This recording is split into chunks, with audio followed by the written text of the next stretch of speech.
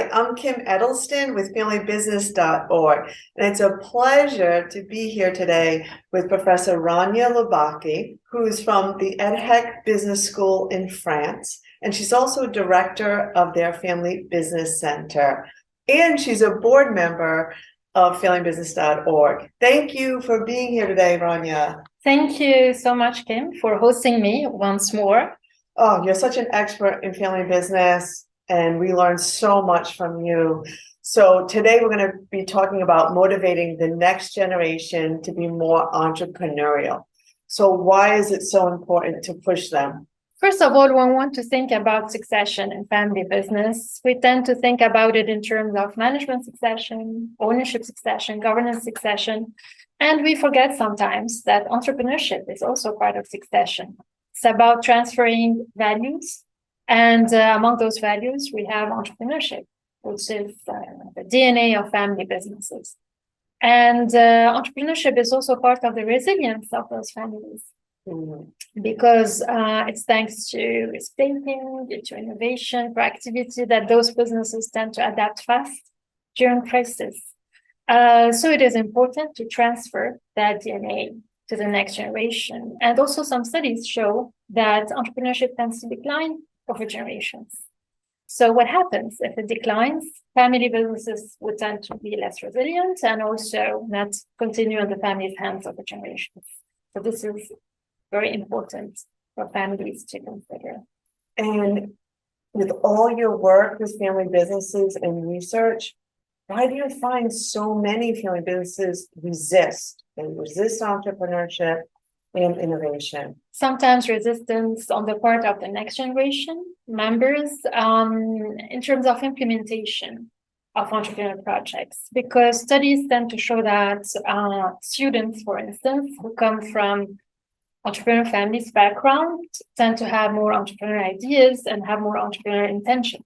So when it comes perhaps to implementation, things can be a little bit sensitive.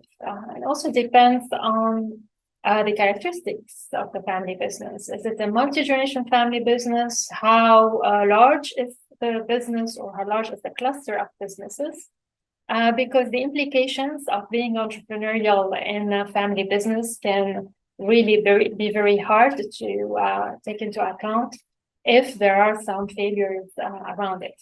The next generation needs to think in terms of entrepreneurship and intrapreneurship. So, is it about engaging in entrepreneurship in the family business or outside the family business? Perhaps start outside to leave a mark and show that they have legitimacy to do it in the family business. So there are lots of parameters to take into account, which can cause this resistance. Still, we need to think about the family as a main source of inspiration for the next generation and as a role model. In some of your latest research, you discovered 4 strategic actions that encourage the next generation to be more entrepreneurial. So what are they, and how did you find that they contributed to their entrepreneurial identity? So actually, together with my colleagues, we looked into the entrepreneurial role identity formation, which is a key part of the entrepreneurial behavior process. As I said just before, the family is key, and that's what distinguishes entrepreneurship in family businesses from non-family businesses.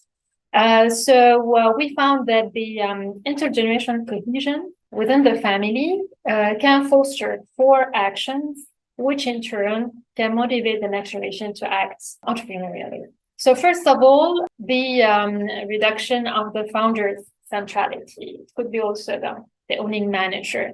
Because as you know, the owner-manager tend to be facing kind of paradox, letting go or staying in the business because, there is this very strong emotional attachment usually to the business. Do you find that particularly with them, sometimes if the next generation has ideas, they resist? Like they take it almost as an insult. Absolutely, and they're afraid that what they have done in the business and all the would be completely changed, that their imprint will no longer be there. So for this reason, sometimes they are very dominant, and although they want to let go, they do not. trying to be aware of the implications that it can have and reducing that centrality and letting go progressively, let's say, can help. So this is one strategic action that can be very influential in motivating the next generation. But also the next generation has a role to play. So it's not only about the founders, it's also about the next generation also, which means that the next generation ought also to start some entrepreneurial initiatives, sometimes outside of the family business. And then we have other actions which are about the experiential learning. So the next generation also ought to observe, to learn by doing, make mistakes, because this is also how they can develop their entrepreneurial ideas and make them more successful over time. And last but not least, it's about also promoting individuality on the part of the next generation. So the idea is not to be a replicate of the founder, but to have also their own personality and also to bring something new, some fresh blood to the family business. So 4 actions. Nice. Do you have any examples of maybe family businesses you've seen personally or you've worked with here at EDHEC that you've seen they really fostered well that next generation entrepreneurial spirit? You can't say names. I'm thinking, for instance, about the Millier family here, which has a basis in northern France. So there are more than 1,000 shareholders. So how could you foster entrepreneurial behavior in such a big family? There are some structures in there, some local, like in-house incubator to support the next generation, but also lots of activities to support indeed their entrepreneurial initiatives outside the family business, which also helps reducing the founder's centrality, although that's very important, and help the next generation also satisfy their exploitation needs. So the family will be a source not only of inspiration, but also of support in terms of financials, but also of networks and knowledge and expertise. So these are really key for the next generation to move on with our project. In your experience again, what can founders, because it sounds like they're so important, and really I love you use the word imprint. So they're really important in kind of imprinting this entrepreneurial spirit and identity with the next generation. So what can they do to ensure that their children, their grandchildren, and their firms remain entrepreneurial? It's about education, I believe. It's about being curious, learning about what other families that foster entrepreneurship do, listening to podcasts like this one, reading about research.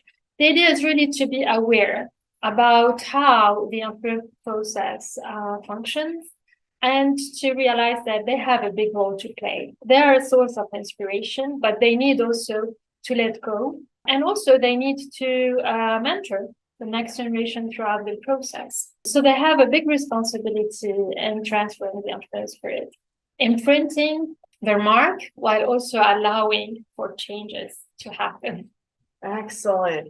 Well, thank you so much. Again, thank you, Kim. This is Professor Rania Labaki, who is an expert in family business, functioning, relationships, and is the director here at the Family Business Center at EDHEC. Thank you for joining us.